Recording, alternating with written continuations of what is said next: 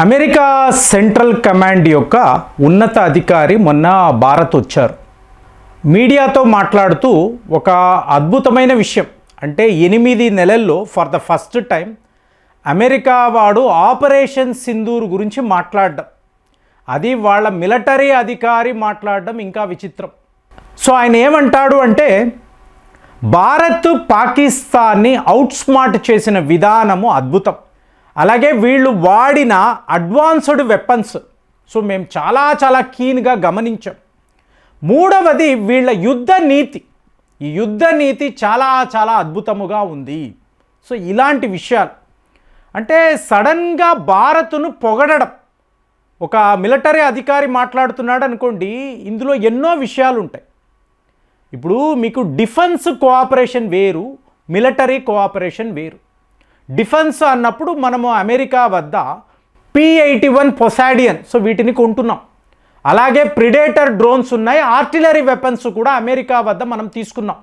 ఇది మన defence council ఇచ్చిన అప్రూవల్, అది వేరు. అంటే మినిస్ట్రీ ఆఫ్ డిఫెన్స్ వాళ్ళు మాట్లాడుకొని నిర్ణయాలు తీసుకుంటారు. కానీ అదే ఒక మిలిటరీ కోఆపరేషన్ అన్నారు అనుకోండి, వ్యవహారం అంతా మారిపోతుంది.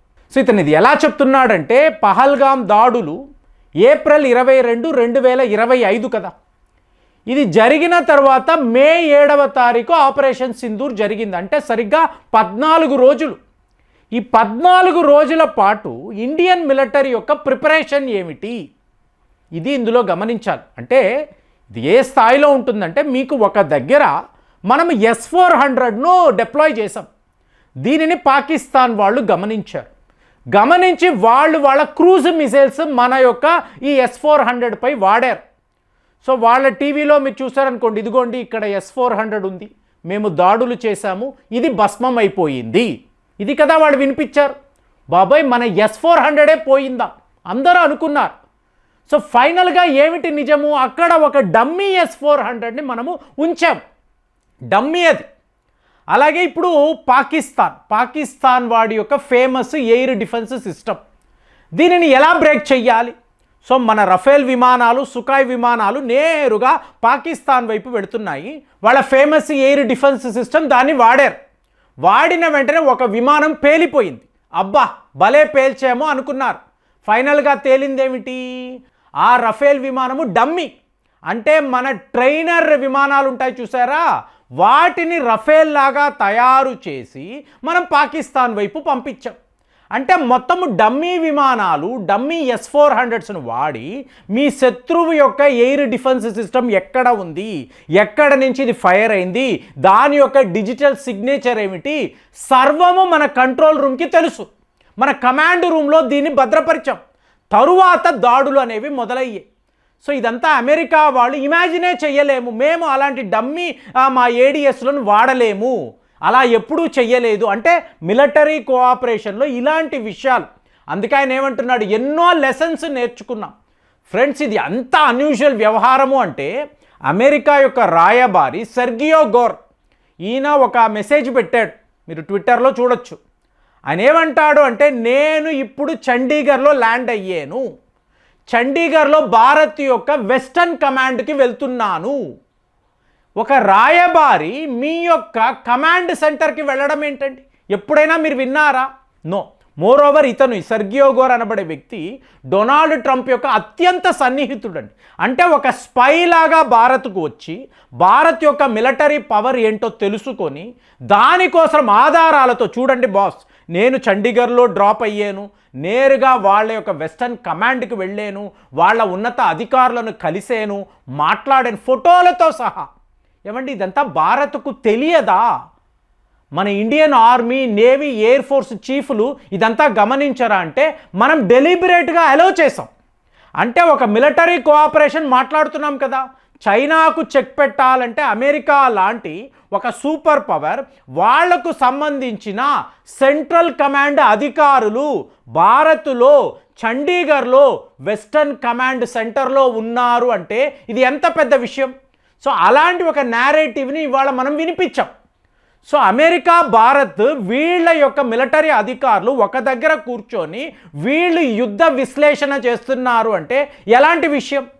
కానీ సెర్గే గోర్ లాంటి ఒక అంబాసిడర్ ఒక యుద్ధ హెలికాప్టర్ ముందు నిలబడి ఫోటోలు తీసుకొని ఇదంతా ఎలా పనిచేస్తాయి, సో మీరు వింగ్ కమాండరా, మీకు అనుభవం ఏంటి, మీరు ఆపరేషన్ సింధూర్లో పాలు పంచుకున్నారా, ఇన్ని విషయాలు. రాయబారికి ఏంటండి పని? ఒక అంబాసిడర్ ఎందుకండి మీకు ఇలాగ మీ కమాండ్ సెంటర్లోకి వెళతాడు? వెళ్ళాడు వివరాలను అంతా కూడా అమెరికాకు పంపించాడు. యావత్తు ప్రపంచం ఇవాళ చూసి షాక్ అవుతుంది. మీరు వెళ్ళి భారత్ యొక్క యుద్ధ నీతి, ద ఆర్డర్ ఆఫ్ బ్యాటిల్, ఎలా ఆపరేషన్ సింధూర్ని వీళ్ళు హ్యాండిల్ చేశారు. ఫ్రెండ్స్, ఒక్క విషయం అండి, మీరు ఇస్లామిక్ దేశాలలో అత్యంత శక్తివంతమైన దేశము అన్నారు అనుకోండి, అది పాకిస్తానే కదా. వీళ్ళ వద్ద మాత్రమే అణు అస్త్రాలు ఉన్నాయని వాళ్ళు చెప్పుకుంటారు. అలాగే మీకు the king of Islamic world Saudi Arabia, వాళ్ళ సైన్యానికి ఎవరండి ట్రైనింగ్ ఇస్తారు? పాకిస్తాన్ వాళ్ళే కదా. అలాగే వాళ్ళ ఎయిర్ ఫోర్స్ ట్రైనింగ్ మొత్తం పాకిస్తానే. అలాంటి పాకిస్తాన్ యొక్క నామరూపాలు లేకుండా మనము చెయ్యగలిగేమో అనుకోండి. మీకు 57 దేశాలు, అందులో టాప్ కంట్రీ అని పాకిస్తాన్, అంటే మిలిటరీ రూపేనా, వీళ్ళకేం ఆదాయాలు లేవు, రెవెన్యూస్ నథింగ్ అండి. కానీ మిలిటరీ పవర్ అన్నప్పుడు ముందు వాళ్ళు పాకిస్తాన్ వైపే చూస్తారు. అలాంటి పాకిస్తాన్ మన ముందు చిత్తుగా, అందుకే అతను అవుట్ స్మార్ట్ చేసేసారు. Just nothing. 4 రోజుల్లో పాకిస్తాన్ నువ్వు నథింగ్ నా ముందు అంటే, పాకిస్తాన్ యు ఆర్ నథింగ్ అన్నప్పుడు అర్థం ఏమిటండి? వాడిన చైనా ఆయుధాలు, ఏడిఎస్ ఎయిర్ డిఫెన్స్ సిస్టమ్, వాడి యుద్ధ విమానాలు, వాడి యొక్క మిసైల్స్ మొత్తం చైనా వాడిదే. చైనా ప్రపంచంలోనే the most 3rd powerful country కదండి. వాడి వద్ద అలాంటి ఆయుధాలు. మరి అక్కడ ఏమయ్యాయి? దాన్ని పెట్టుకొని భారత్ను వాళ్ళు ఓడించవచ్చు కదా. ఇంపాసిబుల్ అనిపించింది. PL-15 అయితే అలా దొరికిపోయింది కదా, సరే అయిపోయింది. మరి అమెరికా వాడి F-16 వాడు ఏం చేశాడు? దాచుకున్నాడు.